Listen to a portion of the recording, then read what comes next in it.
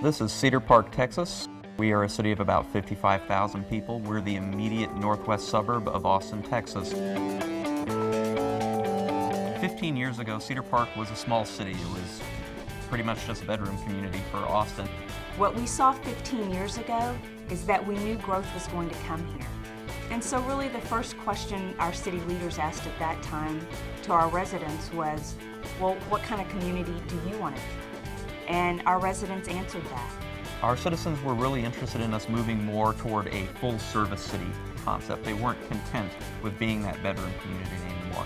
They wanted the shopping options, they wanted the dining options, they wanted the entertainment options, and on top of all of that, they wanted local jobs. You have the vision from the people that live here and the people that are coming in, and so your next question is, what does the city do? What's the city's role in helping to actually carry out this vision? Well, the first part of the strategy was to position, and get ready, which meant providing infrastructure into undeveloped areas, extending roads, extending water and wastewater, so that those parcels of property were ready to go when a development opportunity arose.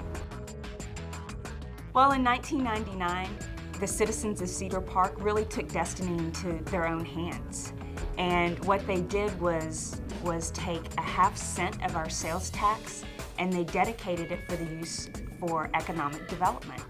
And then they authorized the other half cent of sales tax for community development. One of the most exciting projects that we got to use our economic development funding for was the Cedar Park Center.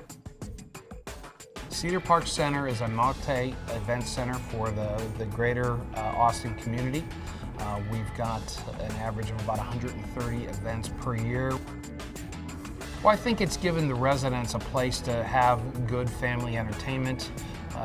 We have family shows like Disney on Ice, Shrine Circus, Cirque du Soleil, and Texas Stars Hockey, and the Austin Toros. Slipped it back to Moore, left circle, snapped it to the net, kick save, rebound, score! Well, I think it can spur development. I think other hotels are starting to be built. Restaurants are starting to be built and thrive, and I think that was the city's goal, was to have this be one of the economic engines to help development around the center and throughout the whole city. One of the first things we saw was a really big collaborative effort between our Chamber of Commerce and the city to actually recruit for a hospital. We knew that regional health care was one of our needs in this area, and that's exactly what we did. The hospital, it has to be one of the great drivers of quality of life here in Cedar Park. I'm very proud to be able to say that my daughter is a Cedar Park native. You couldn't do that years ago.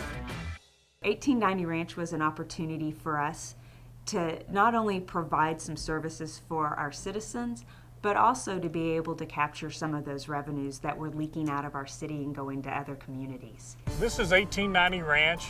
It's approximately 850,000 square feet of retail.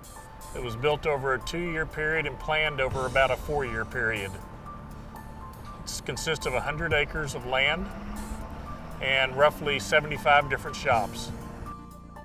The largest tenants here are Target and Academy, and you've also got Hobby Lobby with 3 of their concepts. You've also got Bell's in the front. You've got Ross stores on the east side as well. I think what these 3 projects represent, 1890 Ranch Shopping Center, the hospital, and Cedar Park Center, is that they've been the result of years of planning. We put the things in place that allowed us to go out and help make that happen. To date, the Economic Development Corporation has invested about $15 million in infrastructure and incentives for projects that have created over 3,000 new jobs in the community, representing an annual payroll of about $75 million.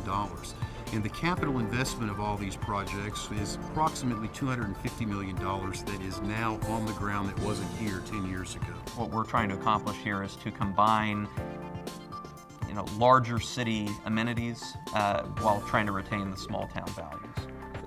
We plan responsibly, we act on opportunities, we foster a really healthy business environment, and quite honestly, we're building a community where people choose to live.